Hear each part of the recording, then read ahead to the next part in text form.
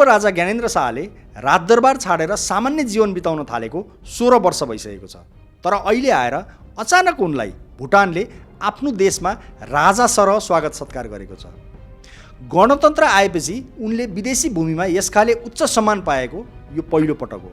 पूर्व राजा ज्ञानेन्द्रलाई पारो इन्टरनेसनल एयरपोर्टमा ड्रुक एयरको सिँढीबाट उत्रेदेखि नै red carpet ओछ्याएर विशेष स्वागत गरिएको थियो। स्वागतको लागि राजकुमारी पेमा लादेन वाङचुक एयरपोर्टमा उपस्थित भएकी थिइन्। त्यसपछि राजधानी थिम्पूमा भुटानी राजपरिवारका थुप्रै सदस्यहरूसित उनको एकसाथ र छुट्टा छुट्टै भेटघाट भएको थियो। तिनमा भुटानी राजा जिग्मे खेसर नामग्याल वाङचुक, उनका बुवा पूर्व राजा जिग्मे सिङ्गे वाङचुक र जिग्मे सिङ्गेकी आमा queen grand mother Kesang Choden पनि थिए। गणतन्त्र आएपछि सामान्य नागरिकमा परिणत भएका पूर्व राजा ज्ञानेन्द्रलाई अन्य नागरिक सरह संसारको जहाँ कहीँ जान पनि छुट छ। तर उनको भ्रमण सामान्य नागरिकको जस्तो थिएन। त्यसलाई त्यहाँ निकै हाई प्रोफाइल बनाइएको थियो। राजा नरहे पनि राजा सरह सम्मान दिइएको थियो। त्यहाँ टाँगिएका स्वागत ब्यानरहरूमा हिज म्याजेस्टिक किङ भनेर लेखिएको देखिन्थ्यो। सम्मान दिनु आफैमा नराम्रो कुरा होइन, त्यसको उद्देश्य के हो भन्ने कुरा चाहिँ महत्त्वपूर्ण हो। त्यसकारण पनि पूर्व राजाको भुटान भ्रमण राजनीतिक राडारमा पर्न गएको हो। 2081 साल असोज 17 देखि 20 गतेसम्म उनले गरेको यो भ्रमणको उद्देश्य के थियो भन्ने बारे न भुटान सरकारले केही बताएको छ न त नेपाल सरकारले। त्यसले गर्दा पनि यसलाई लिएर अनेक अड्कलबाजीहरू भइरहेका छन्। यो घटनाबाट पूर्व राजावादीहरू निकै औसिएका छन्। गणतन्त्रवादीहरू विस्मित भए जस्ता देखिन्छन्। नेपालमा राजाको प्रसङ्ग आउन साथ त्यसको पक्ष वा विपक्षमा ब्ल्याक एन्ड व्हाइट पोलराइजेसन भइहाल्छ। त्यसले गर्दा पनि प्रायः अब्जेक्टिभ एनालिसिस हुन पाउँदैन। अहिलेको भ्रमणलाई लिएर पनि केही प्रश्नहरू उठेका छन् जसको जवाब सार्वजनिक रूपमा उपलब्ध छैन। जस्तो कि के यो भ्रमण दुईटा राजपरिवारको व्यक्तिगत निकटताको आधारमा भएको निजी भ्रमण मात्र हो? यदि यो भ्रमण निजी थियो भने पूर्व राजालाई त्यहाँ किन राष्ट्र प्रमुखलाई जसरी उच्च महत्त्व दिइयो? त्यसो भए के यसका पछाडि कुनै राजनीतिक अथवा भूराजनीतिक कारण पनि छ? कतै यो कदम नेपालमा राजतन्त्र फर्काउने अभियानसँग गाँसिएको त छैन? भुटानले वैदेशिक मामलामा भारतले कोरिदिएको रोडम्याप प्रायः नाग्ने गर्दैन। यो पृष्ठभूमिमा अर्को प्रश्न पनि उठ्छ। त्यसो भए के पूर्व राजा ज्ञानेन्द्रको भ्रमण भारतीय संस्थापनको सहमतिमै भएको थियो? के थिम्पूले कुनै किसिमको मध्यस्थकारी भूमिका खेल्न खोज्दैछ? अथवा पूर्व राजाको भुटान भ्रमण राजावादीहरूले गरेको स्मार्ट पिआर एक्सर्साइज मात्र हो? नमस्कार, म सुधीर शर्मा। आज हामी यिनै विषयहरूमाथि चर्चा गर्नेछौँ।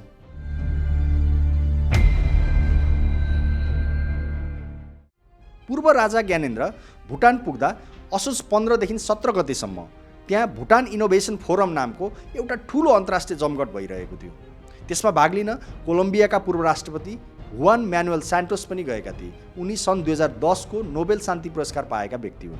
यसैगरी अर्थशास्त्रमा नोबेल पुरस्कार पाएका चर्चित अमेरिकी प्रोफेसर जोसेफ स्टिग्लिज पनि त्यहाँ पुगेका थिए। त्यो फोरममा रिचर्ड रोबर्ट्स र कन्स्टान्टिन नोभोसोलोभ जस्ता अन्य नोबेल लरेटहरू पनि थिए। बेलायती अर्थशास्त्री लर्ड इस्टर्न र स्न्यापच्याटका को फाउन्डर एभन स्पिगल पनि सहभागी थिए।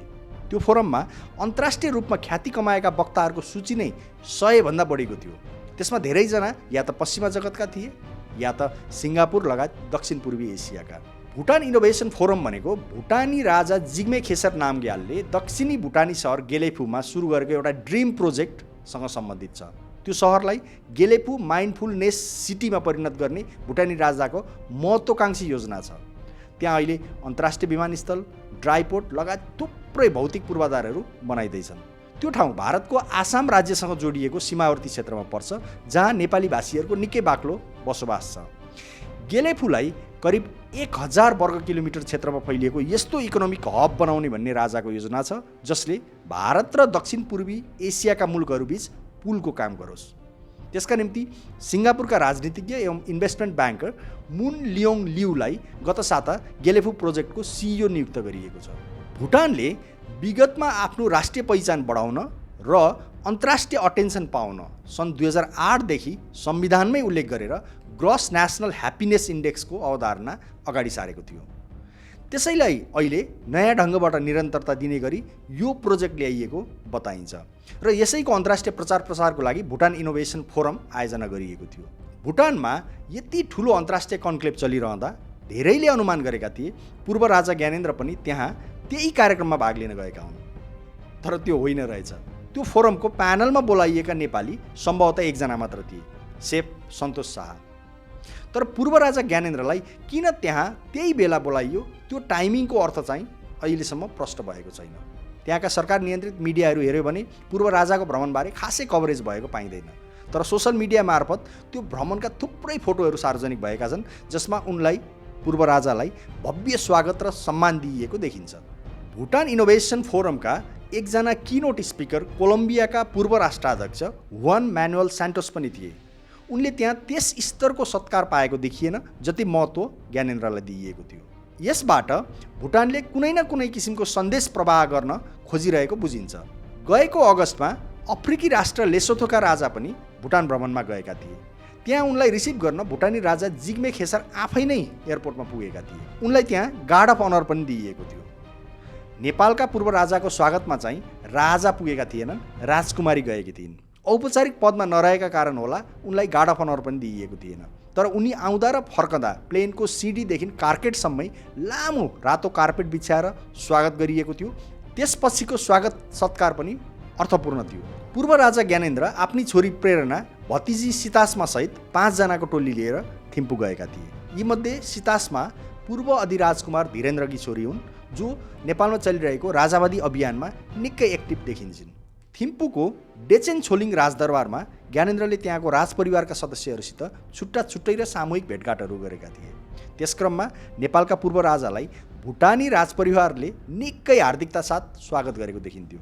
आपसमा गला मिलाउनेदेखि एउटै सोफामा बसेर खुम्चिएर फोटो खिचाउने किसिमको हार्दिकता पनि झल्कन्थ्यो। पूर्व राजा ज्ञानेन्द्रको स्कुले अध्ययन दार्जिलिङको नर्थ पोइन्टमा रहेको सेन्ट जोसेफ स्कुलमा भएको थियो, जसलाई नर्थ पोइन्ट स्कुल भनेर प्राय चिनिन्छ। राजा वीरेन्द्र र भुटानका पूर्व राजा जिग्मे सिंगे पनि त्यही स्कुलमा पढेका हुन्। भुटानमा ज्ञानेन्द्रका नर्थ पोइन्टका सहपाठीहरू निकैजना छन्। उनीहरूको अल्मुनाई एसोसिएसन पनि छ।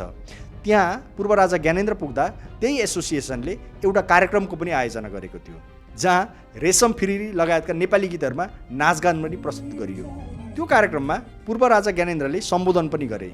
उनले बोलिरहँदा मञ्चको पछाडिपट्टि राखिएको ठुलो ब्यानरमा ज्ञानेन्द्रलाई हिज मेजेस्टी किङ भनेर बहालवाला राजाकै जसरी सम्मानसूचक सम्बोधन गरिएको देखिन्थ्यो। पूर्व राजा ज्ञानेन्द्रले भुटानमा यसखाले महत्त्व पाउनुको खास उद्देश्य चाहिँ के थियो, यसलाई म 2टा पाटोबाट चर्चा गर्नेछु। एउटा व्यक्तिगत सम्बन्धलाई र अर्को राजनीतिक उद्देश्यलाई।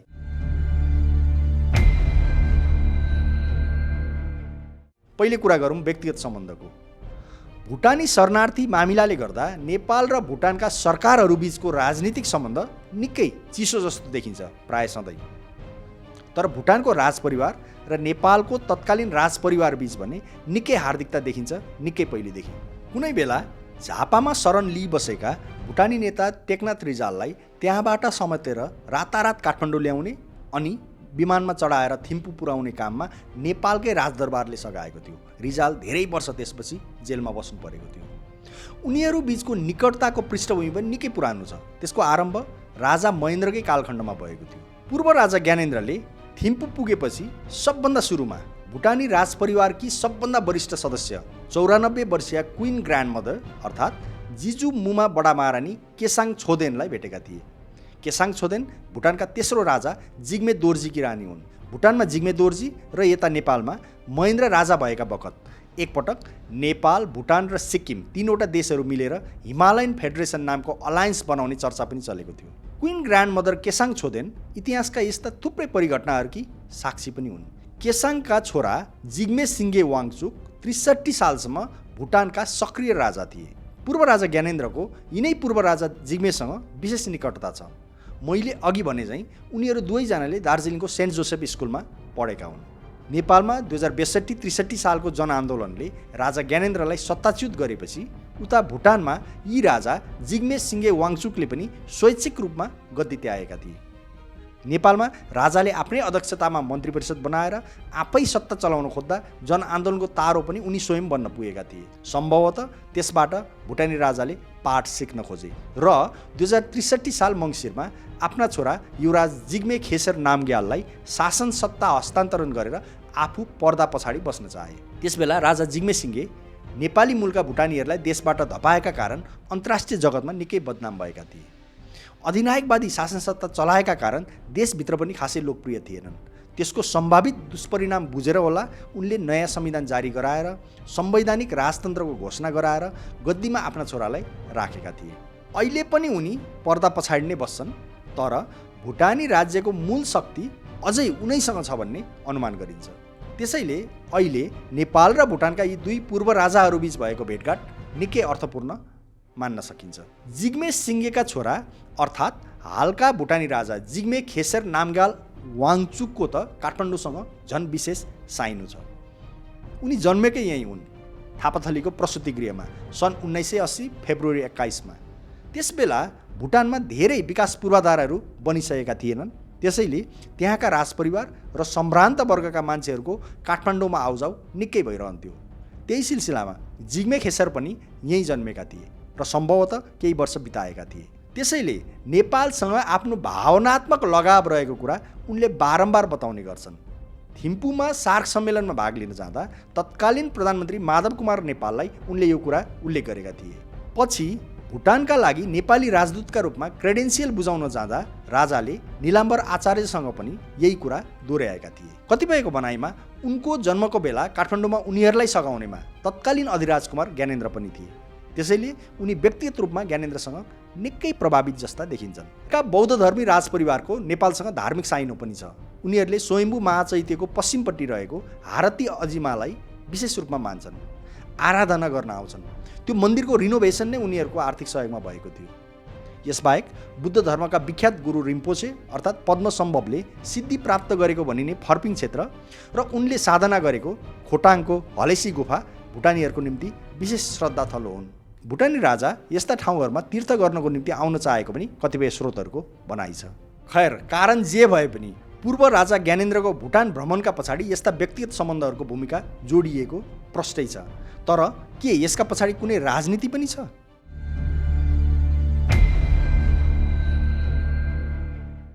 पछिल्ला वर्षहरूमा भुटान डिप्लोमेटिक रूपमा निकै सक्रिय हुन थालेको छ। थुप्रै देशका नेताहरूलाई उसले थिम्पूमा बोलाउने गरेको देखिन्छ। राजा जिग्मे खेसर आफैले पनि मङ्गोलिया, बेलायत, थाइल्यान्ड लगायत धेरै देशहरूको यसबीचमा भ्रमण गरेका छन्।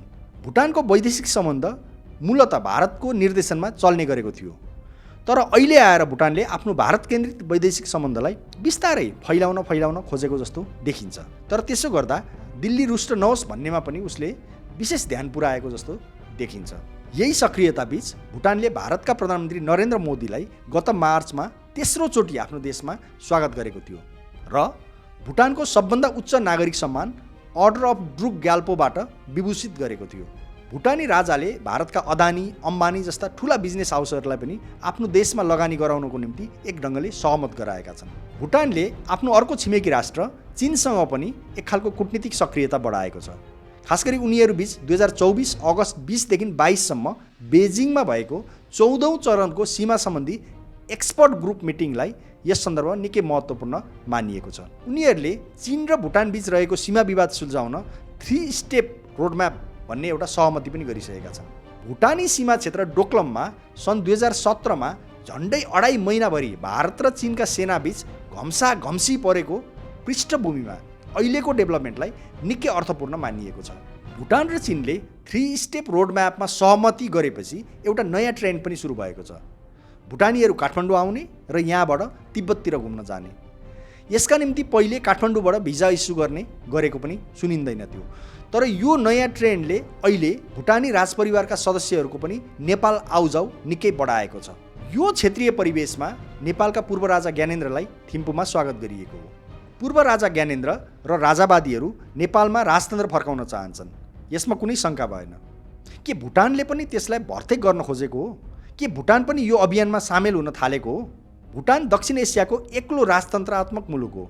आखिर संसारमा जति धेरै राजतन्त्रहरू बाँकी रहन्छन्, राजाहरूलाई आफ्नो सत्ताको सुनिश्चितता त्यति नै हुने होला। त्यसैले भुटानको राजतन्त्रले नेपालमा पनि कुनै किसिमको राजतन्त्र रहोस्, कुनै किसिमको हेरिटेजको रूपमा यो रहोस् भन्ने सदिच्छा राख्न एक ढङ्गले अनौठो पनि भएन। तर प्रश्न यो भुटानको सदाशयता मात्र हो अथवा उसले कुनै किसिमको भूमिका समेत खेल्न खोज्दैछ भन्ने हो। यदि भुटानले कुनै भूमिका खेल्न खोजेको हो भने यसमा आफू मात्र छ अथवा यसका पछाडि अरू शक्तिहरू पनि छन्, त्यसतर्फ पनि हामीले हेर्नुपर्ने हुन्छ। भुटानमा भारतको स्टेक नेपालमा भन्दा बढी छ। भुटानी भूमिमा भारतीय सेना नै बसिरहेका छन्। भुटानी अर्थतन्त्रमा भारतले दिने आर्थिक अनुदानको निकै ठुलो भूमिका छ। वैदेशिक मामिलामा पनि भुटानले भारतको मुख ताक्नुपर्ने अवस्था छँदैछ। यो सन्दर्भमा दक्षिण एसियाको अर्को छिमेकका पूर्व राजालाई आफू कहाँ निम्ति आएर विशेष सम्मान दिँदा त्यसमा दिल्लीका कुनै निकायको कन्सेन्ट लिइएको थिएन भनेर पत्याउन गाह्रो छ। भारतको वर्तमान संस्थापनले नेपालमा धार्मिक राजनीति बढाउन चाहेको स्पष्टै छ। नेपालका राजावादीले पनि धार्मिक राजनीतिकै सिडी समातेका छन्। प्रश्न उठ्छ, कतै धर्म र राजतन्त्र बीच निर्णायक कन्भर्जेन्स हुन खोजेको त होइन? भारतको सत्तारूढ भारतीय जनता पार्टी भाजपाले हिन्दू गणतन्त्रको पक्षमा वकालत गरे पनि राजा फर्काउने विषयलाई आफ्नो खुला एजेन्डा बनाइहालेको छैन। तथापि भारतको उत्तर प्रदेशका मुख्यमन्त्री योगी आदित्यनाथ लगायत भाजपाका अन्य केही नेताहरू यसको पक्षमा पहिलेदेखि नै सक्रिय छन्। योगी शाह राजाहरूका कुलदेवता गोरखनाथ मठका मुख्य महन्त पनि हुन्। उनले नेपालको शाहवंशीय राजाहरूमाथि एउटा सानो पुस्तिका समेत लेखेका छन्। त्यसैले उनले यसको वकालत गर्नु स्वाभाविकै भयो। भाजपाको मातृ सङ्गठन राष्ट्रिय स्वयंसेवक सङ्घ अर्थात् आरएसएस भित्र पनि यस किसिमको धार छ। के त्यसो भए भाजपा र आरएसएसमा यो धारले प्रिभेल गर्न खोजेको हो? भाजपा निकट मिडिया सो राज्यले नेपालमा संवैधानिक राजतन्त्र स्थापना गर्ने उद्देश्यबाट पूर्व राजा ज्ञानेन्द्रको भुटान भ्रमण भएको दाबी गरेपछि यस किसिमका प्रश्नहरू उठेका हुन्। यो घटनाक्रमलाई दक्षिण एसियाको बदलिदो भूराजनीतिका सन्दर्भमा पनि हेर्नुपर्ने हुन्छ। अहिले भारतको वरिपरि धेरैवटा मुलुकमा उसको अनुकूलका सरकारहरू छैनन्। बङ्गलादेशमा सडक आन्दोलनपछि बनेको नयाँ सरकारलाई अमेरिकामुखी भएको आरोप लगाइन्छ। श्रीलङ्काका नयाँ राष्ट्रपति अनुराग कुमार दिसानायके घोषित मार्क्सवादी हुन् र उनको पार्टी जनता विमुक्ति पेरानुमाको दशकौँदेखि चीनसँग वैचारिक निकटता छ। मालदिप्समा पनि भारत विरोधी र चीन समर्थक भनिएका नेता मोहम्मद मोइजू राष्ट्रपति चुनिएका छन्। भलै उनलाई गत साता दिल्लीले रेड कार्पेट ओछ्याएर आफ्नो राजधानीमा स्वागत गरेको छ। नेपालका प्रधानमन्त्री केपी शर्मा ओलीप्रति पनि भारतको दृष्टिकोण खासै उदार नरहेको बुझ्न कठिन छैन। सम्भवतः त्यही भएर हुनसक्छ उनलाई अहिलेसम्म भारत भ्रमणमा बोलाउन खासै हतार गरिएको पनि देखिएको छैन। भारतले दक्षिण एसियामा यस किसिमको प्रतिकूलता भोगिरहेका बेला पूर्व राजालाई भुटानमा स्वागत सत्कार गरिएको हो। के यो कुनै किसिमको वाटर टेस्टिङ हो अथवा यो एउटा सफल पिआर एक्सर्साइज मात्र हो? पूर्व राजाको भुटान भ्रमणका तस्बिर र भिडियोहरू जसरी बाहिर ल्याइएका छन् त्यो एक ढङ्गले डेलिबरेट जस्तो पनि देखिन्छ। निकै जिज्ञासा थप्ने ती भिडियो र फोटोहरूले खास गरी सोसल मिडियामा राम्रो चर्चा र वाहवाही पाएका छन्। त्यसबाट राजावादीहरूको हौसला पनि बढेको छ। कहिलेकाहीँ अरू कुनै प्रयत्नहरू काम नलागेका बखत पिआर एक्सर्साइजहरूले पनि ठुलो मनोवैज्ञानिक लाभ दिलाउँछ। अहिले त्यस्तो मात्र पनि भएको हुनसक्छ। यहाँनिर हाम्रो आफ्नै देशको अहिलेको आन्तरिक अवस्थातर्फ पनि फर्केर हेर्नुपर्ने हुन्छ। अहिले हामी कहाँ चौतर्फी निराशा र आक्रोश छाएको छ, त्यो मैले दोहोऱ्याइरहनु परेन। यसको तारो राजनीतिक दल र यसका नेताहरू भइरहेका छन्। गणतन्त्र र सङ्घीय व्यवस्थाको पक्षमा बोल्ने परिवर्तनकारी शक्तिहरू निकै कमजोर देखिएका छन्। खास गरी 2072 सालको संविधानको प्रतिरक्षा गर्ने मामिलामा त खासै कसैको चासो नै नभएको जस्तो देखिन्छ। बरु यसको विपक्षमा थुप्रै नयाँ नयाँ व्यक्ति र शक्तिहरू सडकमा आइरहेका छन्।